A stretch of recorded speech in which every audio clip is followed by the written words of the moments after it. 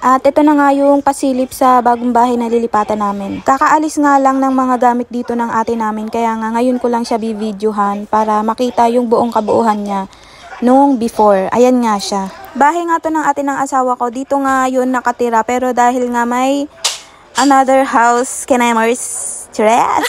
Dahil nga may bahay ulit na nakuha yung ate niya, doon sila lilipat. Tapos kami naman yung lilipat dito. Gets mo? Kung mapapansin nyo nga, bitak-bitak yung mga, hindi dito lumindol bitak-bitak yung mga tiles. Tara ka naman tanga dyan. Hindi lumindol mga ante. Talagang bitak-bitak lang siya. Style yon. Bakit? Modern design yun. Cheris lang, syempre. Ayun nga, kung makikita nyo nga, sira-sira na yung tiles. Kaya nga, ayan yung aayusin, di ba?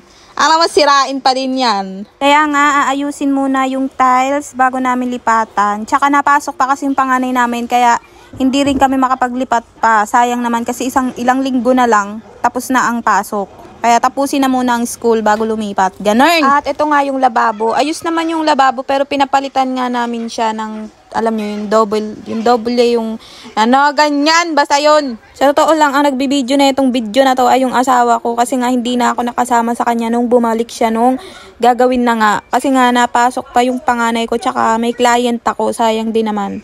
Ayan nga, nung binakbak na nila yung tiles, tapos inuunti-unti na nila ni kuya yung tiles na ayusin. Tapos pagtapos ng ayusin, maglilinis na lang kami dyan. Tapos pwede na ngang lipatan. At hanggang dito na nga lang muna sa ngayon. Mabibitin nga muna tayo kasi nga hindi pa ayos. Huwag tayong magmarunong.